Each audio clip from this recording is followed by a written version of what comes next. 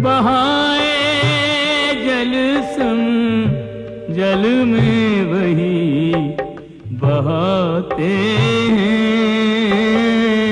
पिंड दान कर प्रेतात्मा से अपना पिंड छुड़ाते हैं।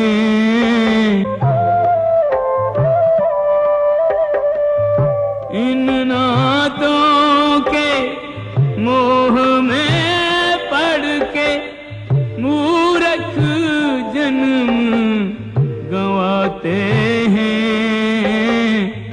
तोड़ इन नातों की बेड़ी जो कायर तुझे बनाते हैं।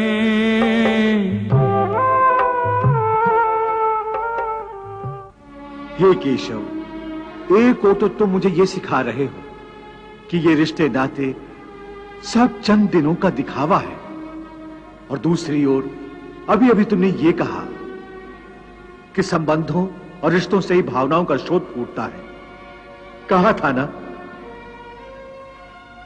हाँ।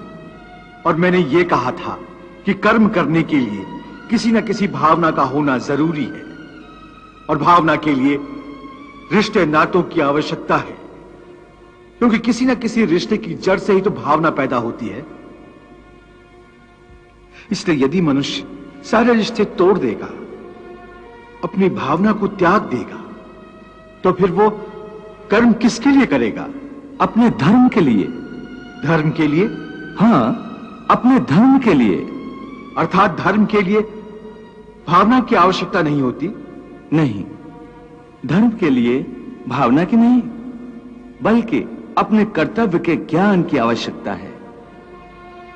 इस बात की आवश्यकता होती है कि मनुष्य समझ ले कि उस परिस्थिति में उसका कर्तव्य क्या है। भावना तो कई बार कर्तव्य के रास्ते में आ जाती है, मनुष्य को कमजोर कर देती है। जैसे इस समय तुम्हारी भावनाओं के कारण तुम्हारे मन में जो मोह उत्पन्न हो गया है, वो तुम्हें कर्तव्य के रास्ते से भटका आ रहा है। इसलिए शास्त्र कहता है कि कर्तव्य भावना से ऊंचा है। अभी तुमने बड़े ज्ञानियों जैसे तर्क किए कि कर्म के लिए कोई प्रेरणा होनी चाहिए और प्रेरणा के लिए कोई भावना आवश्यक है। ये सारे तर्क मोह जनित हैं। रिश्ते नातों के मोह ने तुम्हारी बुद्धि को धूमिल कर दिया है, इसलिए तुम्हें सत्य दिखाई नहीं दे रहा। इसलिए इस समय तुम्हें धर्म स्पष्ट दिखाई नहीं देता। धर्म क्या है? धर्म की व्याख्या क्या है? इस बात का निर्णय कौन करता है?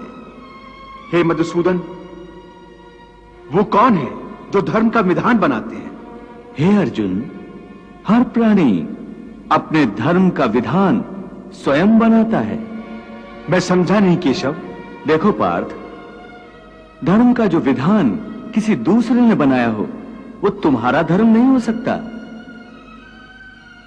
तुम्हारा धर्म वही है जिसे तुमने स्वयं बनाया हो, जिसे तुम्हारी आत्मा ने स्वीकार किया हो।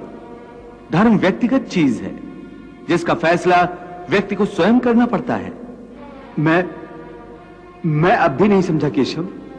देखो पार्थ, मैं एक उदाहरण देकर समझाता हूं। किसी के गांव पर डाकू हमला करके गांव की लड़कियों का अपहरण कर रहे हैं।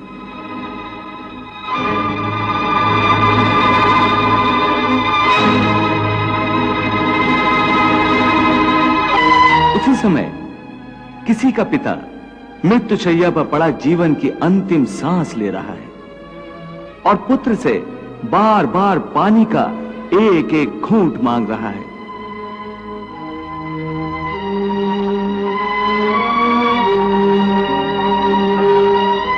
उस समय उस व्यक्ति का क्या धर्म है